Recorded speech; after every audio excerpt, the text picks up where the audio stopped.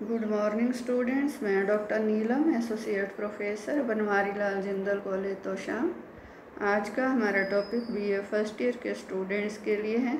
Students, कल हमने जाना क्षेत्रवाद की समस्या का हल कैसे किया जा सकता है, और आज हम जानेंगे भारत में क्षेत्रवाद और राजनीतिक व्यवस्था में परस्पर क्या संबंध है, दोनों एक दूसरे को किस तरीके से प्रभावित करते हैं। क्षेत्रवाद की जो भावना है वो एक विशेष क्षेत्र में रहने वाले लोगों में उत्पन्न होती है, और क्षेत्रीय समानता के अलावा इन लोगों में भाषाई, सांस्कृतिक, सामाजिक, धार्मिक और काफ़ी हद तक ऐतिहासिक समानता भी होती है।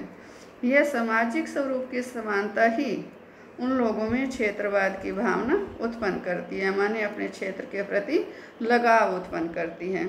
भारत में इस भावना का विकसित होना स्वाभाविक है। क्योंकि भारत जो है वो एक ऐसा देश है जहाँ अलग अलग जातियों, धर्मों, संस्कृतियों और भाषाओं के लोग रहते हैं, और इन्हीं विभिन्नताओं के कारण जो देश के विभिन्न क्षेत्रों में लोग रह रहे हैं वो अपने क्षेत्र के प्रति अगाध निष्ठा रखते हैं और अपने ही क्षेत्र के विकास के लिए तीव्र इच्छा भी रखते हैं। स्वाभाविक है, हर कोई जो है जब क्षेत्र के प्रति लगाव है तो विकास की जब बात आती है तो वह अपने ही क्षेत्र का विकास सबके बराबर या सबसे अधिक देखना चाहते हैं।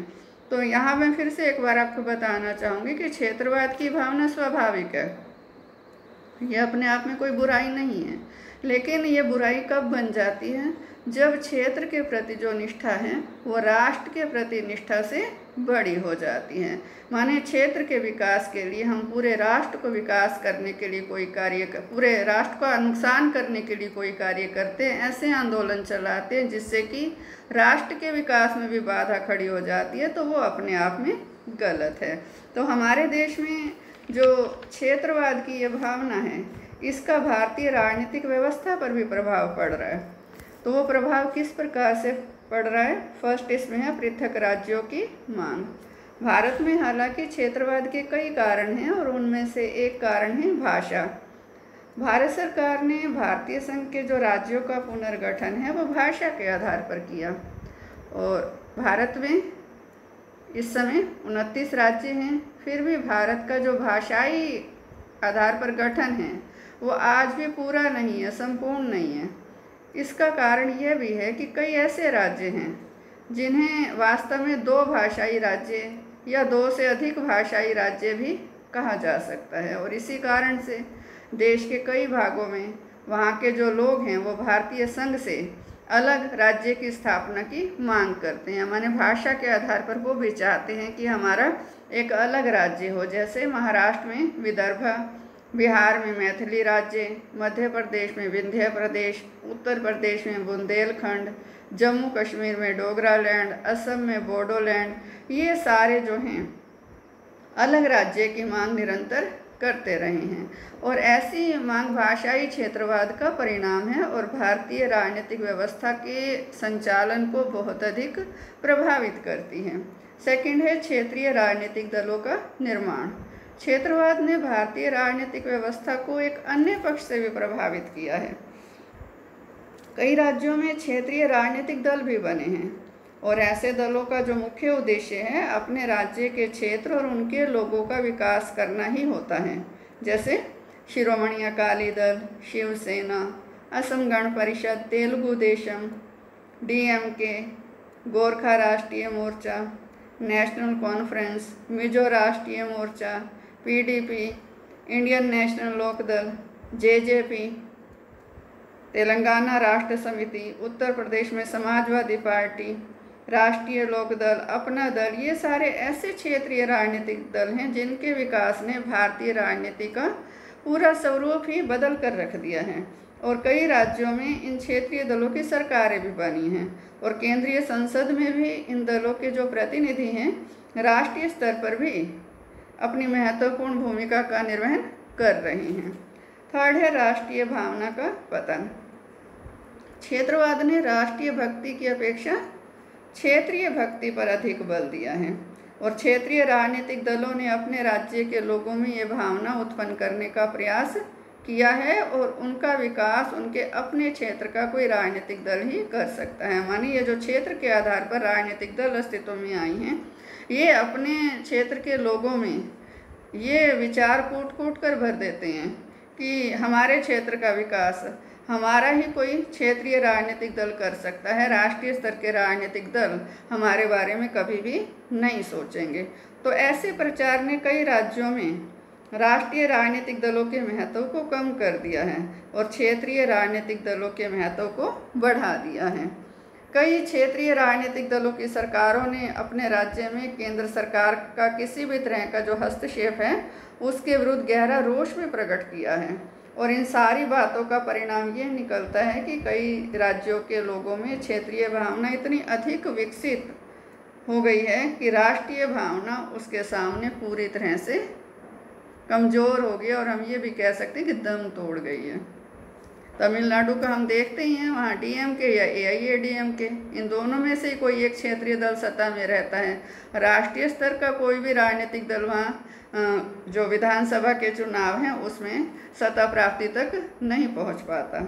इसी तरह से केरल में भी बहुत बार ऐसा ही होता रहा है। फोर्थ है विभक्तवादी क्षेत्रवाद। विभक्तवादी क्षेत्रवाद जो है वो क्षेत्रवाद का एक भयानक रूप है, क्योंकि इसका अर्थ है भारत संघ से अलग होने की मांग करना। माने वो क्षेत्र के आधार पर खुद का अलग राज्य चाहते हैं लोग, भारत के साथ रहना ही नहीं चाहते, भारत संघ में रहना नहीं चाहते। और ऐसे क्षेत्रवाद की जो शुरुआत है सबसे पहले 5 जून 1960 को उस समय हुई जब द्रविड़ मुनेत्र कड़गम ने संपूर्ण मद्रास में एक आंदोलन चलाया कि और ये मांग की कि मद्रास राज्य को भारत से अलग करके तमिलनाडु नामक स्वतंत्र राज्य स्थापित किया जाए। यहाँ तमिलनाडु नामक स्वतंत्र राज्य का अर्थ यहाँ देश से है, माने एक अलग देश के रूप में वो स्थापित होना चाहते थे। और कुछ समय के पश्चात डीएमके ने यह भी सुझाव दिया कि मद्रास, आंध्र प्रदेश, केरल और मैसूर इन सब को ही भारत से अलग करके एक स्वतंत्र राज्य के रूप में संगठित किया जाए। समय के साथ साथ जो डीएमके की ये मांग थी वो कमज़ोर पड़ गई और उन्होंने 3 नवंबर 1963 को अपनी ये जो मांग थी वो त्याग दी।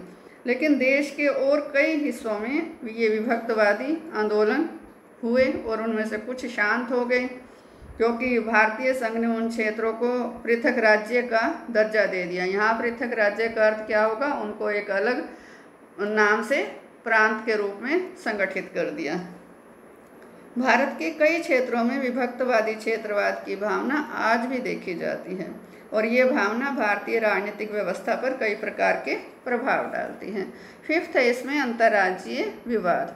भारत में क्षेत्रवाद का एक ये रूप भी विद्यमान है। इस रूप को हम सीमाओं के संदर्भ में अंतर्राज्यीय झगड़ों के रूप में देखते हैं। अंतर्राज्यीय मतलब 2 या 2 से अधिक राज्य जिनकी सीमाएं आपस में टच करती हैं, जैसे पंजाब हरियाणा हो गया। हरियाणा के साथ जो भी स्टेट्स लगती है, जैसे कहीं से हरियाणा का जो बॉर्डर है वो राजस्थान से भी लगता है, कहीं पंजाब से लगता है, इसी तरह से कहीं किसी दिल्ली से भी लगता है। ये सीमाओं का जो विवाद है उसके संदर्भ में है ये। और इस प्रकार के जो राज्य हैं इनमें विवाद का एक कारण ये भी है कि जो अंतर्राज्यीय नदियाँ हैं, ऐसी कोई नदी है जो 2 या 2 से अधिक प्रदेशों में से, प्रांतों में से गुजर रही है, तो उसका जल कौन सा राज्य कितना लेगा, इस पर विवाद है। और इस प्रकार का ये जो विवाद है पंजाब और हरियाणा राज्य में भी है कि जो SYL का जल है उससे संबंधित जो विवाद है उसका निपटारा आज तक नहीं हो पाया। और हमारा कहने का अर्थ ये है कि विभिन्न राज्यों में जो अंतर्राज्यीय विवाद हैं ये भी क्षेत्रवाद की ही एक अभिव्यक्ति हैं और ये विवाद कई पक्षों से भारतीय राजनीतिक व्यवस्था को प्रभावित करते हैं। तो स्टूडेंट्स, क्षेत्रवाद पर भारतीय राजनीतिक व्यवस्था का क्या प्रभाव है इसका अध्ययन हम कल करेंगे। धन्यवाद।